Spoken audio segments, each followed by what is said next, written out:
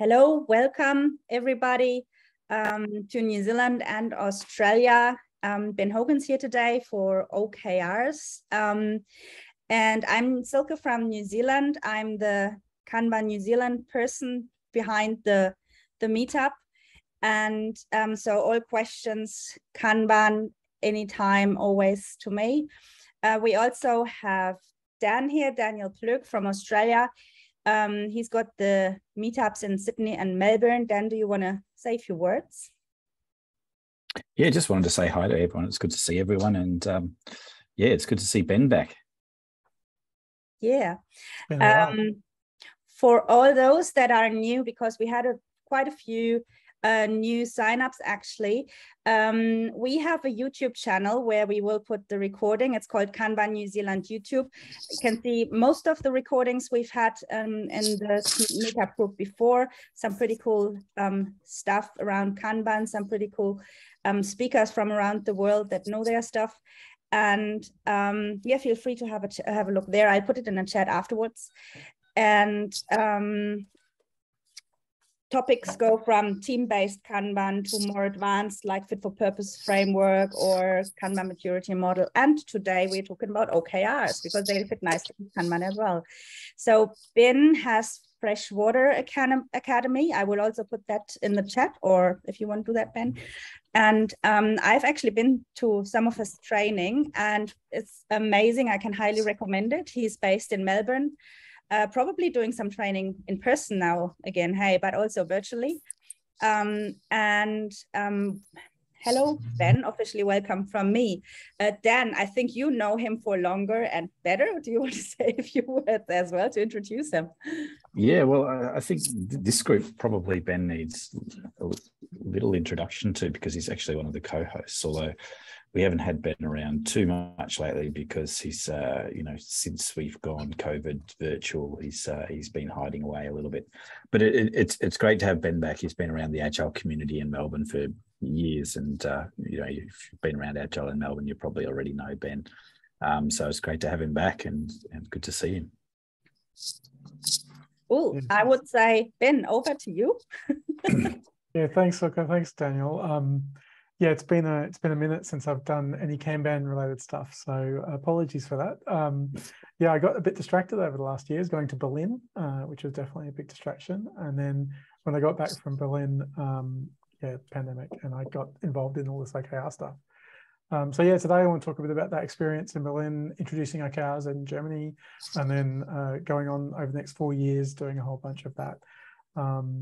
But yeah, before we start, I just want to get a sense of where you're at in your journeys. So I'm going to share a Google Docs link in the chat. Feel free to come on in that document. We'll use it as we go to do a little bit of practice. But for now, if you grab yourself a name sticky, like put your name on one of those stickies and then move it in your, like tell me your confidence by moving that somewhere between 1 and 10, 10 being you should be teaching this. So someone like Daniel, it's like a 10. And 1, if you've never heard of OKRs before, you just turned up because you know you like Silke or Daniel, and you're like, oh, they always have cool topics. I don't know what those 3 letters mean, but I'm here for it. So feel free to be here for that as well. So yeah, keen to hear. Good to see some friendly faces. Hey Sue, hey crew, Simon, Bristow, yeah, a few people I know here. Hoping for some good feedback from Daniel, who's writing a publication at the moment about OKRs, which is very good. I'll do a shout out to that later. Brilliant. So as you can see already, we've got some people who know a fair bit about OKRs. We've got 7s and 8s, and we've got some 2s in the room. So we'll have to like kind of balance the talk a little bit across that. So yeah, if you have a question about OKRs, feel free to drop a note either in the chat or in this slide too. If you have something that's like burning questions that you'd like to make sure I cover off, I'll try to get to them. Otherwise, yeah, I wanted to look at slide 3. I'll share my screen so you can see what I'm looking at. Grab a yellow dot and put it where, copy this dot and put it where you think you are right now in your organization. So if I like copy this, one of my clients I'm working for, I think it's mostly like it's kind of mostly bottom up, the OKRs that they're setting, but they're very very sort of, my dots aren't very good, are they? Okay. But in this case, client I'm working with at the moment, very much outputs and activities in their OKRs, not very outcome based. They're doing them mostly quarterly, and they're doing them mostly kind of 100% not aspirational. And lastly, they're often very kind of listing out initiatives. So there isn't a lot of autonomy for the teams there. So it's just giving you an idea of like how those different types of ways of doing OKRs. That's just an example of an exercise that I've done in the past. But let me get into the talk bit, and we'll come back to this. You'll understand why I asked those questions in a moment. So yeah, welcome to a talk about basically the mistakes I made introducing OKRs. So this is, can you all see that okay? Can you see my screen? Yes. Yeah, good. Excellent. So see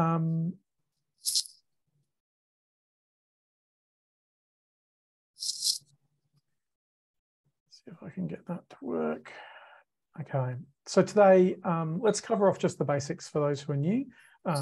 We've got a few people who haven't used OKRs very much, some 2s and 3s and 4s. So Olga, Rob, Amanda, Hassan, Dan, Jerome, Laura, this bit's for you. So we'll talk about like what is an OKR, why do you use them, real basics, try to do that in 5 minutes or less.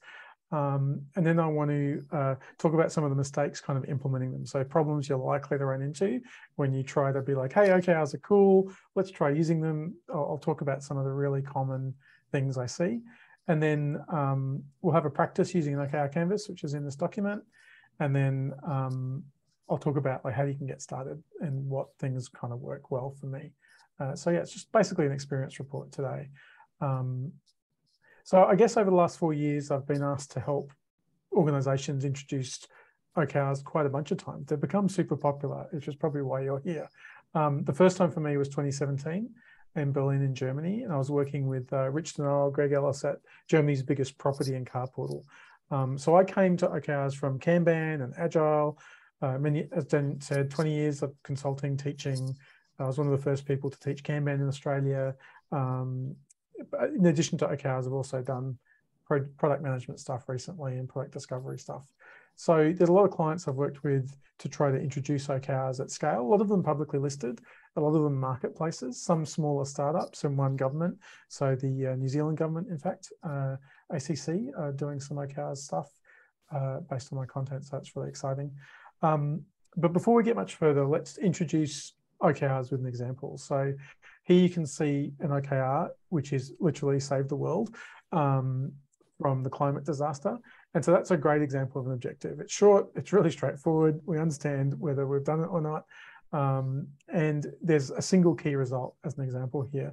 And the one that, I don't know how correct this is, but something like reduce net carbon emissions from 36 billion tons, I think it was, in 2019 or something, to 0 by 2050. So that's a classic key result. It's got a metric, which is net carbon emissions, and it's got a direction, you want to reduce it, and it's got a from and a to value, and it's got by when. It's very specific. Note how specific that key result is.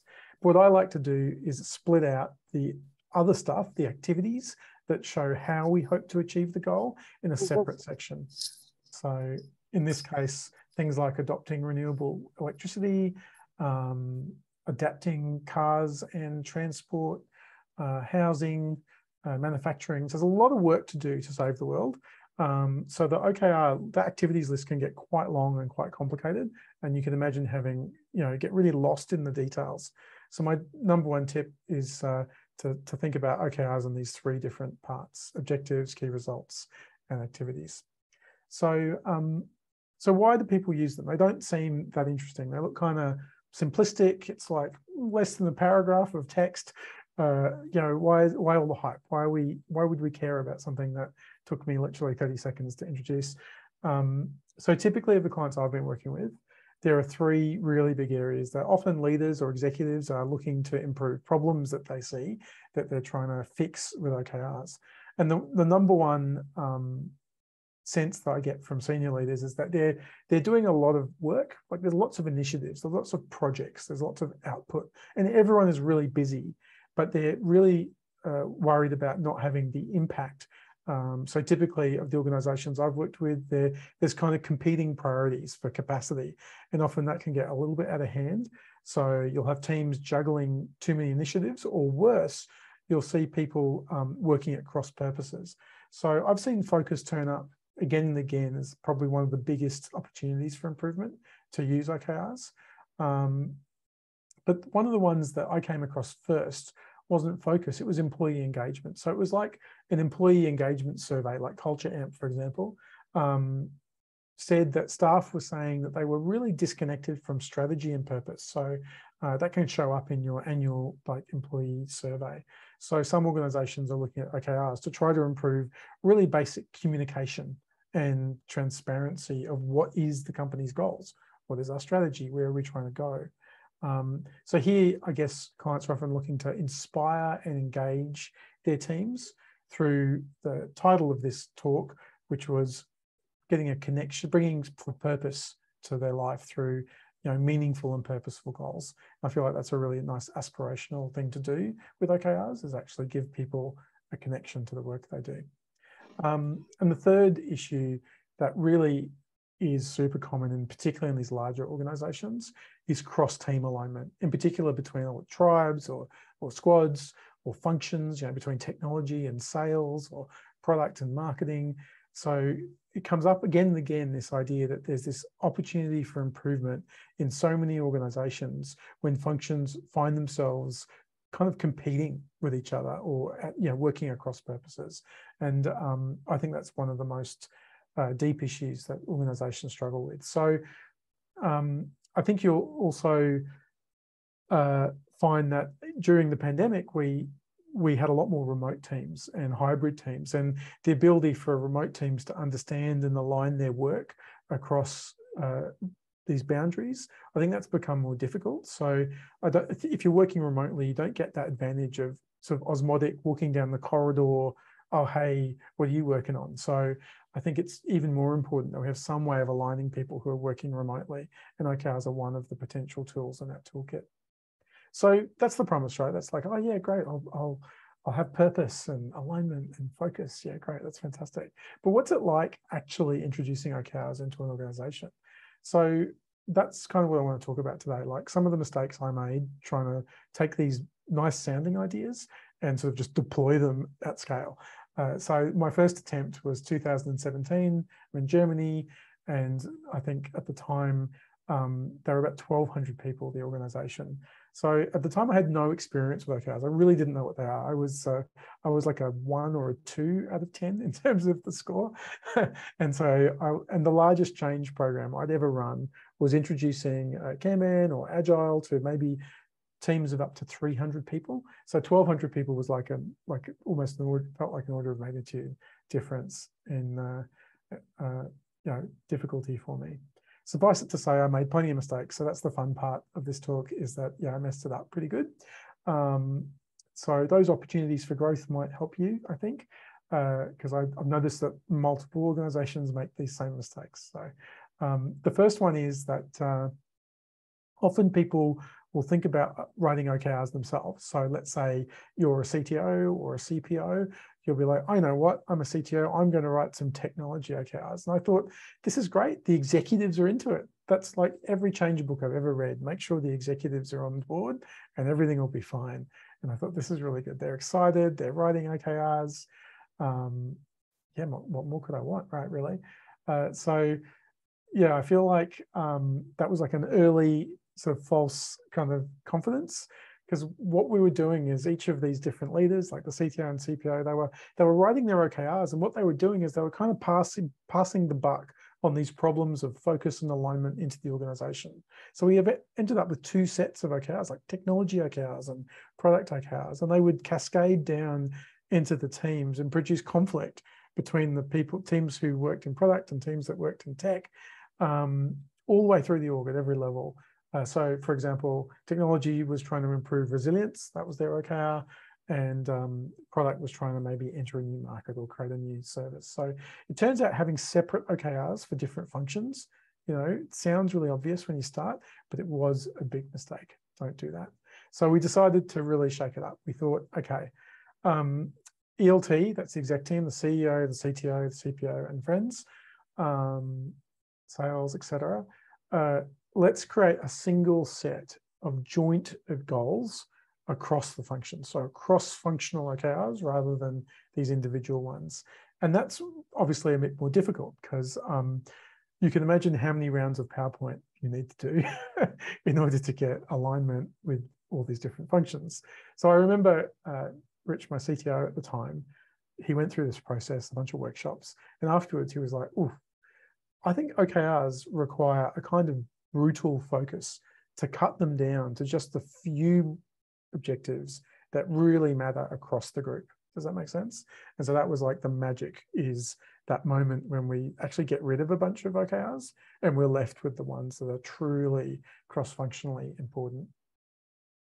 So those cross-functional OKRs were a big improvement. So the arguments about tech and product didn't go away, but they started earlier and they started in the ELT, and they really helped highlight some hidden trade-offs that maybe we hadn't seen before.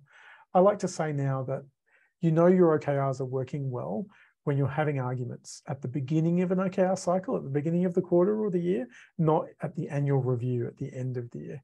So I think just bringing forward those arguments is a really good reason to use something like OKRs. It doesn't feel good, like it won't feel productive to be arguing about what's the most important thing to be doing, but I guarantee you it's better than not knowing. Yeah, so that's my first tip. Avoid individual OKRs. Try these sort of cross-functional style OKRs. And here's my second mistake. I was so impressed with this idea.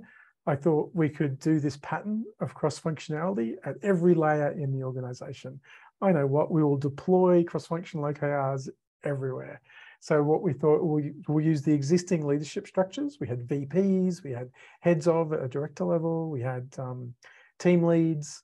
So we had the organization was sort of segmented as well into, I guess, the 4 levels. So our 4 levels meant that we could try to cascade this aligned set of objectives from the execs to the VPs, from the VPs to the segments, etc. And to be fair, we had some very good, robust discussions, but there is such a thing as too much of a good thing, because it turned out 4 levels of OKRs becomes incredibly complicated and super unwieldy. It's not recommended by the experts, and it took us months to get alignment across 4 levels. It took, I think we took almost 3 months just to try to do this once, to go from ELT to team and have it all lined up the first time. So I think too much of a good thing is my summary there. So Christina Vodka said the prescription for this is to keep it simple. Skip maybe the VP or director layers entirely and try to start out just 2 levels, company and team. That's a really simple place to start. So avoid sort of cascading many complicated levels. Try having as few OKRs as possible. So this is when I realized that, so as we started sort of rolling out OKRs across the broader organization, we realized that they weren't very good. Like the quality of the OKRs we were getting, we looked at them and we're like, that doesn't look like an OKR. So what I noticed is the mistake I made when I wrote my first OKR is the same mistake that everyone makes. So CTOs, coaches, everyone makes this mistake. You write your OKR like it's a to-do list because you're really used to project planning.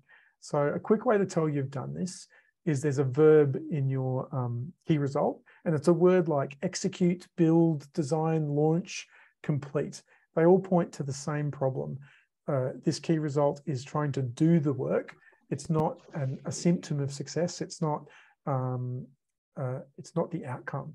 So we call these output key results, not outcome. So the refrain I often hear is, I think, who was it who said this? That Christina Vodka, I think it said this, that key results have to be results. They have to be the outcome of activity, not the activity itself. So if you think about it, it's possible to complete a checklist of tasks and not know if you've had any impact or if you've achieved the goal. So I guess one of the core ideas we're looking for here is to move the way we think about our goals from output to outcome. And it's such a difficult thing to teach and to explain that you need sort of different sort of mechanisms to help people do that. So one way to help someone make the shift from an output to an outcome approach of goal setting is to explicitly separate out them into separate lists. So that's why I have a key result list and an activities list. So I call that style of OKRs, OKRs, your objectives, your key results, and your activities. Maybe you can think of that as the why we do it, what we're doing, and how we're doing it, or purpose, outcome, and output. However you do it, one trick is to make sure whatever template you're using to write your OKRs includes this separation. So I've put together a canvas that you can see in the Google Doc, and also you can download it from my site. So if you go to canvas.freshwater.academy, it'll send it to you via email. And if you're online, if we could paste the link again in the chat, I'll do that now. This is a link to a version of that as well.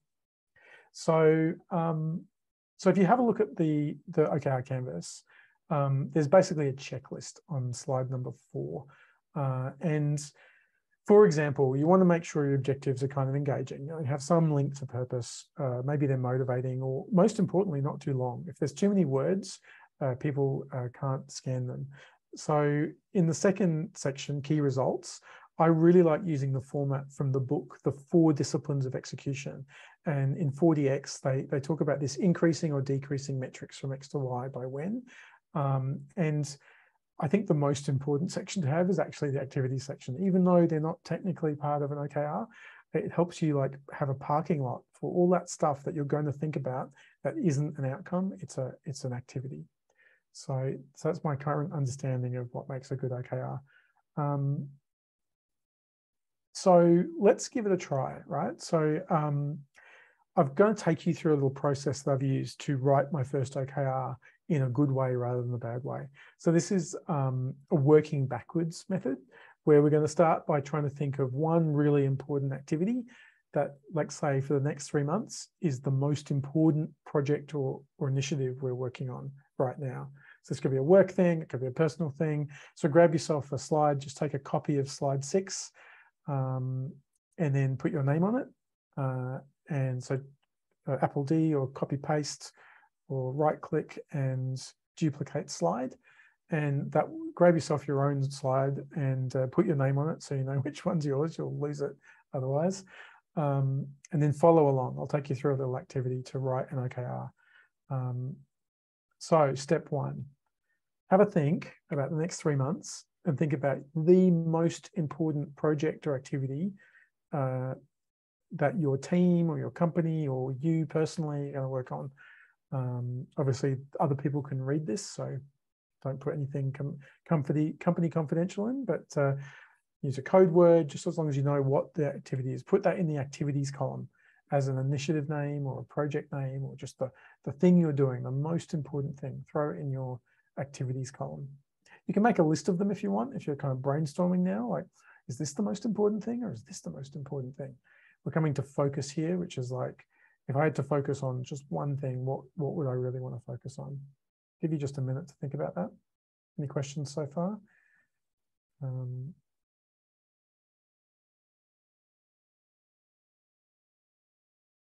Okay.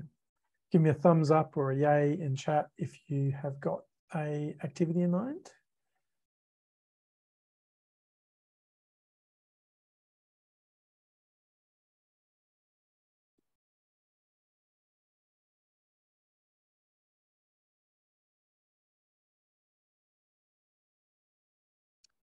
Thanks. Is it Eponine? Thumbs up from Eponine. Quick thumbs up, Sue, thank you. Laura has her hands up as well. Brilliant. No, I don't. Do you want to ask something? No, I don't mean to have my hand up. I don't think I have my hand up. Fantastic. All right. You know, Okay, so a few people have got thumbs up. So you've got an activity in mind, a really important thing that you really care about, right? Now this is often an activity, right? So we have to convert this into an OKR somehow. So what we're going to do is we're going to use Philippe Castro's kind of conversion method to convert the activity to an outcome.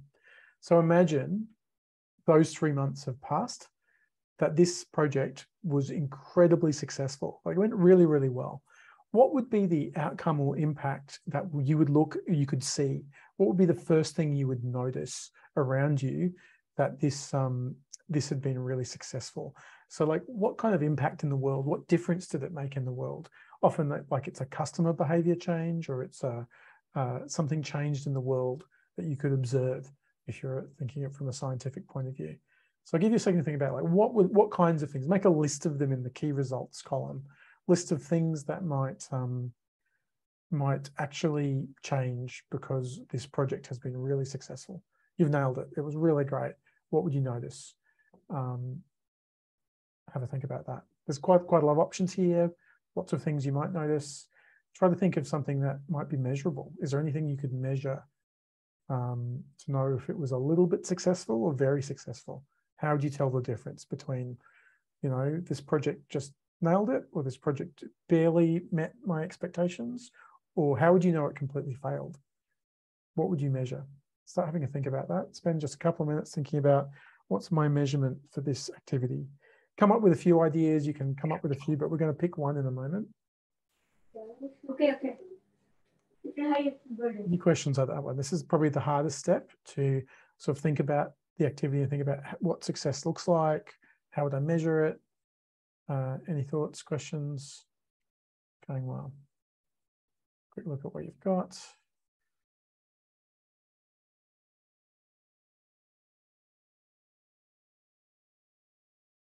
Yeah, so Sammy, good example. M&B project has number of orders being completed. That's something you could measure, and a decrease in basket abandonment, cart rate abandonment. These are classic consumer behaviors in that context. So error rates, a good one. Rate of intervention, human interventions as a result of an automation project. Thanks, Josie. Yeah, so really good stuff. I think we're getting it. Olga, I would say pen test is still an activity. If you did your pen test really well, what would the outcome be? It's a really good question. What else have we got here? Extending our business into the US, generating revenue, right? So that brings up the point that obviously revenue is a bit hard to measure because it only comes in every month. Sometimes you'll want a leading indicator. We don't have time to dig into that in details, but is there something, Simon, that you could, a behavior change that would lead to revenue that you could know that the US market was growing? So have a think about that. Derek, yep, satisfaction scores, that's a great one. Solutions that work, Epony. Yeah, so how would you measure confidence? That's an interesting question. How do you measure they sleep better? Like, is there a measurement here that you could adopt? Is it a survey? Is it a NPS score? Is there something that you could use to measure the success of your project? Yep, it's that survey, that's a good one. Brilliant. Rob. Yeah, so Rob, the outcome of not having pain is a good one. Is there something you could measure like every day, like amount of pain? So some people do pain measurements every day, and does it see it improve? Or there might be other leading indicators or proxy metrics that your shoulder is recovering. So I don't know enough about it, but yeah, have a think about what that looks like. Yeah, so that's an interesting one. Okay, brilliant. So that's almost everyone. We've had a look at everyone's. And so the last step is, so the notes that to write it in the form, increase or decrease a measure from X to Y by when. So try writing that now, and I think you'll notice that that's harder than it sounds. So pick one measurement, that your favorite measurement of outcome, and try to write it in that format. So the first problem you're going to have is what's the metric? Is it going up or down? That's usually pretty easy. The next question you're going to have is, what's the value for X? What's the current measure value? You probably don't know it because this is probably the first time you've tried to measure this. So for now, just leave it as X, but take a note to yourself that you're going to have to go and measure X, the baseline value, to know if you've had any improvement. So if it's not currently measurable, you've just created a new OKR project for yourself, which is figure out how to measure this metric I just invented and go and measure the baseline. Because in 3 months' time, we want to go back and be like, what is Y? Did it go up? Did it go down? Did it go up or down enough? What is enough? How quickly? These are the questions you need to ask yourself to get a good key result. Really drilling into that metric. You may need to define what the measure is. You may need to talk to other people about it. That's the kind of stuff you'll get stuck into now, because we're talking about measurement, and that can be hard sometimes. Okay, and then lastly, once you've got this key result, you've picked a key result, very good, you've got a metric, you know if it's going up or down, you kind of roughly know what it is now, what it should be. If you don't, you've parked that as an action for later. But before you leave your OKR setting, you need an objective. So consider your objective. What is the milestone or destination that you're working towards? Like, it's the answer to the question, why are we doing this project in the first place? Or if we achieved this metric, if we did it really, really well, what would the difference in the world be? What is the purpose of this initiative? So I like to think you want it to be memorable and engaging. You want to inspire if you can at this point. You need to explain why it's important potentially. And I know some people like to split out their objective into a title and a description, so that there's a bit room to put more detail in if you want, you know. So the title's the punchy, short, memorable thing, but if you need more words, don't feel bad about having a description as well. I think that's quite useful. But the acid test of have you written an amazing objective is someone could wear it on a t-shirt, right? They'd be proud to wear this on a t-shirt. That's called the t-shirt test. So I really like that. Okay. So all of that exercise, I hope you had a go. I'll give you just a minute now to think of an objective wording for your key results. So see if you can come up with something. Making users awesome. Very good, Simon. We're going global. Thanks, Simon. Yeah. So you see these short, punchy kind of taglines, right? But specifically what they mean by going global is increasing sales qualified leads from some number to 10 by the end of the financial year. So yeah, so that Simon's example on slide 17, I think it is. No, 16. Quite a good example of what started off as a very vague project name, like something about extending into the US. Now I really understand what he means. It's like specifically get our first 10 leads as part of a global expansion. So, and it looks like it sells itself now. Okay, that's really good. Well done. There's obviously more nuance to this, but the thing I really wanted to drive home today was to just avoid the activities being your only key results. You really want to have outcomes, measures, key results that increase or decrease some value. And there's some tricks we can use to make that better. So you put all this effort into writing these OKRs, right? Let's say you spent a workshop, you spent like hours with a team coming up with these cross-functional key results and objectives. Surely we're done now, right? We're exhausted. Like we put all this effort into goal setting. Can we stop now? And one of the mistakes I've made a few times is kind of put all the effort in at the beginning during the setting and not look at them again until the end of the 3 months. I look at them like really surprised that things didn't work out the way I wanted. So I really like Philippe Castro's view of an end-to-end OKR life cycle. You have to set them, but you also have to align them with other humans, and you have to actually achieve them some way. And I've added a fourth stage, probably should reflect on how that went. So I think this is a useful reminder that there's a lot more to OKRs than just setting and forgetting. Don't treat your OKRs like New Year's resolutions, Felipe says a lot. Instead, do the work of actually using your OKRs for some purpose.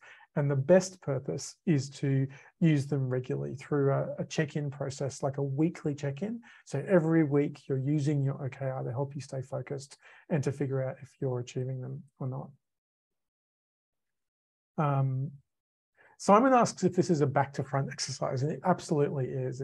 We've started at an activity and we've kind of retrofitted a goal. So one of the interesting problems with this approach is, while it does stop you from using activities as your key results because it generates outcomes, what it doesn't do is align with strategy. And what I've often found is, how do we know what the right goal is? Now, that's a strategy question. And so we don't have time for it today, but there's a whole talk worth of talking about, like, how do you create a strategy and then derive OKRs from that, rather than bottom up. But yeah, you're right. So bottom up, top down, neither is correct, but you'll probably need a bit of both. So we're talking about achievement, right? How do we actually achieve it? I recommend the 4 disciplines of execution for particularly operational type teams, where you want some companion to OKRs that handles the getting it done part. So I think the cool part of 4DX, the book, was these 4 disciplines, and one of them was creating a cadence of accountability around a visual scoreboard. It was a really cool idea. So what that meant was basically having a weekly check-in against your key results to know how confident you are, whether we're getting on, and figuring out what obstacles you're running into. So I think that kind of focus and cadence practice is the discipline that you might be missing. If you tried OKRs and that you didn't get any impact, try adding 4 disciplines of execution or something like it. So those are the top 4 mistakes I've seen a lot of. Individual OKRs, I see people doing them a lot, trying to cascade them like in many, many layers, making them life too complicated by having too many OKRs. OKRs are everywhere. Just fewer is better at fewer levels. The whole the to-do list, really common. Don't do that. And setting and forgetting, don't do that. Like, have some weekly or fortnightly check-in. Otherwise, why did you write them in the first place? If you're not going to use them for anything, that was a lot of effort for no benefit, really. So yeah, so let's talk about things that might kind of worked the first time for me, might not work for you. But one of the things that really worked well for me the first time was to use good change management approaches like incremental adoption. So just like we introduce agile team by team, not big bang, I like to adopt OKRs incrementally as well. So just take your time to understand why you're doing it. What's the burning platform for change? Try taking a slow team by team approach, area by area. I now use this 4-part implementation process, understand the why, do a learning phase where we're all about learning and training and trying and piloting, do an sort of an extending phase across the org, and then put in place some sustaining infrastructure. So that's the kind of 4-phase kind of implementation process I use these days. So, question? Brilliant. Okay, and so the why is important because that's how you communicate why the hell we're doing OKRs. So I recommend actually finding out whether it is focus or whether it is engagement, like what's the problem that your teams have, and talk to a lot of people before deciding on that. So you want to interview the leadership team, you want to look at your engagement survey, maybe write your own survey, and build a picture of why OKRs, why now, to what end. And you're looking for sort of clusters of anecdotes around topics like we're unfocused, we're not aligned, we're not engaged. And then you shape your program around that. The communication for introducing OKRs should really like hone in on that and even measure whether we're succeeding in solving that problem that we set out to solve. Doing OKRs for the sake of doing OKRs because they're cool is just as much fun as doing Agile because someone said Agile was cool. If anyone's been involved in a forced Agile implementation, you know how much fun that is. Don't do that to people. Don't force OKRs on people. Like that's not why we do them. We do them to some end. And if you can't identify a good why, please don't use OKRs. Like just do what you were doing. It was probably fine. So another trick that worked extremely well, and I've done this 4 times now in big orgs, is to create, and I'm building one now, an OKR champions program. By that, I mean, the first time you're implementing OKRs, you're probably going to realize pretty quickly that you on your own aren't going to be able to teach 1,200 people how to do it right. So you want to distribute the leadership and the facilitation of the OKR process into the org. And the best way to do that, I think, is through a volunteer program it was a massive success. I think it's a key part of effective change is to have some kind of change agent team, volunteers acting a bit like a coach or a scrum master, like an enabling, facilitating role. And in one client, the agile coaches were like, yeah, we'll do that. In another client, it was product managers. It doesn't actually matter who's your OKR champion. The important thing is you have someone who cares enough about OKRs to help their teams do it well. And so one of the ways to like get these volunteers to sign up was to get someone in externally. We tried Philippe coming in. I've been brought in. You know, you can bring whoever you want in externally and be like, hey, shiny new external person, very exciting. This person's going to train you up in OKRs, and then you're going to teach your teams how to use them. So we're going to do a train the trainer program for those OKR champions. So I often run those for clients. And then either you develop your own or you buy them from me, things like training materials, slides, videos, templates, Google Docs, all that kind of stuff, facilitation guides, all that process kit. You want to develop or buy that for these OKR champions. So they've got like a standard way of working for the process. And I think this lets you scale it and then embed it, right? Once you have all of this stuff, you can then bring new people in the organization on that journey through the sustaining process. So at the end of the day, I'm talking about a community of practice and encouraging community around OKRs as a way to support this level of change. And they're a great place to share resources and ask questions. If you don't have your own OKR community and you want to join one, I have one, slack.freshwater.academy. That's just my Slack account. It's a free one. So if you ever want to ask OKR questions, there are a bunch of people there. If you have a really difficult question and want to share it. So the last change thing I wanted to talk about was communication. This is always talked about in change circles as super obvious, but never done, which is over communicating. So you want to over communicate the OKRs themselves every quarter, how we're doing. You want to communicate the why of doing OKRs, and talking about your objectives actually makes them more useful. Like having the OKRs and then using them in conversation, that's going to reinforce focus and alignment. So I gave an overview of the process. My boss talked about them, but my favorite moment in this first 2017 was, I think it was a year later, like the CEO used the OKRs to communicate the goals for the year to kick off a year. And that was really exciting because there had been 14 months of change of trying to get teams to use OKRs, introducing them. And it was at this point, it felt like the company was using them for real. Like they'd committed to OKRs. They were using them to talk about the goals for the year, and they were using it to set and communicate the executive team's agenda.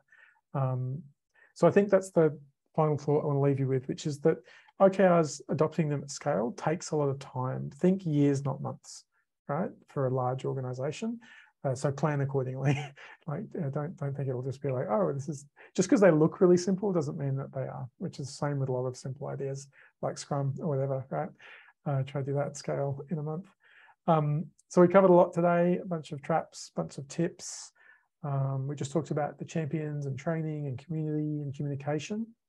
But for such a simple idea, there's so much stuff that's come up over the years. Yeah, so where should you start? Here's my four starting points if you're new. Just get started, practice, maybe just in your team. Share your learnings with some others. Let other people come to you if they're excited about what you're doing. And when you're ready, manage upwards to the exec to start them on their journey. Try using a canvas or some tool so you can separate the outputs from the outcomes, and learn as much as you go. If you download the canvas from my website, I'll send you a reading list. And you can also get training and coaching and all that. But importantly, don't forget the achievement part. You won't get the benefits of OKRs if you don't do anything with them. It's a bit like the difference between an agile approach and maybe a waterfall approach. Waterfall, we plan up front and then we just hope we meet the date, right? In Agile, we have daily stand-ups and fortnightly sprint planning. So using a weekly OKR check-in is a bit like that stand-up or fortnightly planning ritual. So we're actually able to adjust and plan based on our objectives. It keeps the OKR process alive and it makes it part of your work. And finally, don't forget to celebrate and review and reflect and retrospect. The retrospectives are really important to get your system working because it never works the first time. First 3 or 4 goes, probably won't be great, and that's okay. So thank you. That's, I think, all we have time for me today. I hope you got something to take home with you. Feel free to add me on LinkedIn or send me an email, ben@freshwater.academy. I'd love to chat with you about all things OKRs, and happy to support you on your journey when I have time. Over to you. Question time. Did we get any questions, crew? Let's have a look. Thanks, Rob. There were 2 questions, I think, in the chat, Ben. Barbara has asked the question. That was the first one I've seen. Yep. Oh, yeah, phase by phase, small departments. But yes, so that's the bottom-up approach. And I think when the first time I did it, was kind of happening both at the same time. There was a bit of work happening with the exec, and there was a bit of work happening down here in a team. And interestingly, the team stuff was exciting because that team was using flip charts, and they were drawing their OKRs every week on the flip chart. And there was a bit of a buzz happening at the team level. At the exec level, not as much of a buzz. They found it really painful trying to agree on what's the 1 or 2 key results that really matter. Like trying to cut back all their ambition to just a really small set of objectives was super hard. So it's almost painful for the senior leaders, but the teams actually enjoyed it. Do you know what I mean? Like they had it was like a real good adjunct to their agile way of working, was to have clear objectives that were measurable, that we could check in against every week and have confidence on. So that was really powerful, I thought. So yeah, so I think your idea of doing it at the sort of department or team level first before getting the execs on board is actually a really good one. I think from a change management point of view, that tracks. You know, show the benefit on the ground, bottom up, and then the execs can be like, oh, is that what they look like? Oh, they work. So yeah, I think that's a good call, Barbara. Nice. Any other questions? I think not a question, but Simon just shared some of his experiences and a mistake that revenue was put in the key results. Yeah, it's always the way, right? It's one of the easiest. The reason it gets in key results is it's the easiest key result to measure. So because all of our financial teams can give it to us, right? So anything the finance team has is something that is like immediately available. And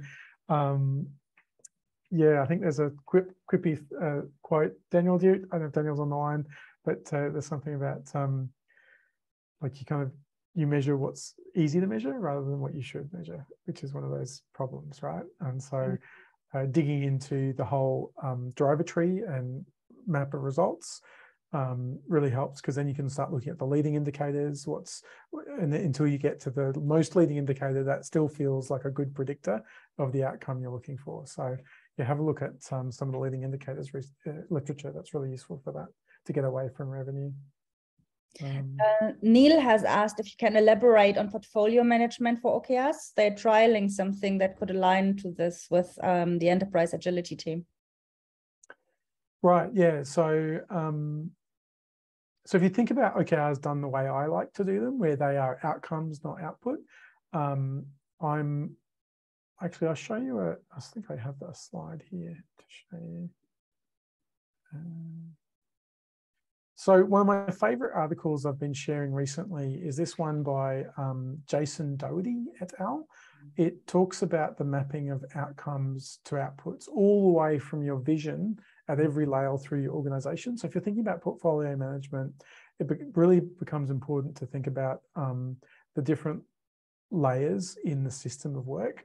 So I like to think of it as just like Jason does. You've got some strategy stuff, you've got discovery stuff, and you've got delivery stuff.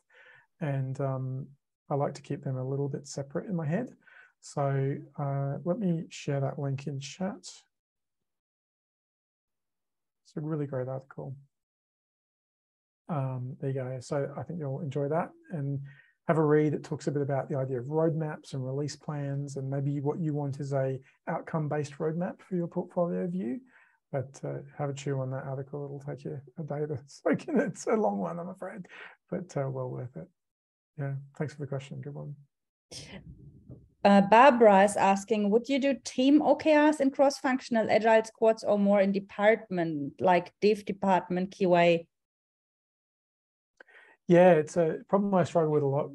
They're both valid, right? So depending on, at the team level, it's good because you can check in every week around a team. But some teams don't have very outcome-y type goals, as in they might be a component team, so they aren't achieving much consumer or customer behavior change on their own, in which case it's easier to do the OKRs at a department level. Does that make sense? Like sometimes you have to go up a layer until you get good objectives that work really well. Sometimes if you're at a very low team level, mostly what the team cares about is some technical activity that isn't really good, suitable for OKRs. And you could try to make them into OKRs, but I think that's stretching the framework a bit, right? Like if you actually just care about implementing something or doing a project or, you know, delivering a feature, I don't think that needs an OKR. I think you need something bigger than that. So probably need to line that up with the levels in your org, depending on which levels do have customer impact, basically. You know, at what level in your org do you deliver something that that changes something that matters? Yeah, I guess is really the question. Yeah. Stuart is asking if you're sharing the slides. Good question. I might have an extract of them. They're not very good slides, but yeah, well, I can probably create a PDF of them and share them somehow. They'll be on the YouTube video, and you can download the Canvas bit we did from a site, canvas.freshwater Academy, and you can you've got a link to the one that you wrote in already. So yeah. Cool. And then there's Laura. Do you think Roman Pichler's product roadmap, Go product roadmap approach is similar to OKRs? Yeah, Roman Pichler's one, go remind me, I'll have to look that one up, I'm afraid. I can't remember whether Roman's it's up there, the Go product roadmap, first one. Which one? When you go back to the search results, that was the first link, Go product roadmap. There we go. Fantastic. I have to download it. It's not useful. I want an image, don't I? So short answer, I have no idea. I don't know if he's gone outcome oriented. There it is. Oh yeah, I've seen this. Yeah, that makes sense. Yeah, so you can see that Roman's view definitely maps to this idea of separating out the goals from the features. And so I think that's a very good example of that principle, right? So you can see how the benefit is separate from the features and the metrics. Yeah, I think it's a perfectly good model to map to the way I think about OKRs. Yeah, that's great. Thank you. Do you think it's similar to OKRs? Yeah. I mean, lots of people have come up with OKR-like frameworks. So there's a great person who called them GEMS, goals, experiments, and metrics. And I thought that was a great rename. I think it was Deborah. Let's look it up. I'm going to reference someone awesome. Kathy Keating. Kathy wrote an amazing article about a rename of OKRs, which I really like. Cool. Then we've got Sammy. I've heard OKRs being used as an alternative to SMART goals. Would you say SMART goals are more output related than outcome? Or is it the crossover? Or is the crossover more subtle? I think SMART fits at the key result level, right? Because we asked you to be specific, measurable, time-bound. So that key result format, increase, decrease metric from X to Y by when, is a classic SMART result. So yeah, think SMART key results. I want your objectives not to be SMART. I want them to be ambitious, short, memorable, inspiring, purpose-driven, that kind of stuff. Yeah, at least that's how I think of them. Qualitative, not quantitative in your objective. Cool. Daniel's objective for his barbecue that he's cooking at the moment, no one leaves hungry. Very good. I like that one. Need a hungry survey. Are you hungry, sir? 10 out of 10 people leave groaning because they ate too much of Daniel's sausages. And that's it so far. Yeah. Are there any more questions? You can also unmute if you like.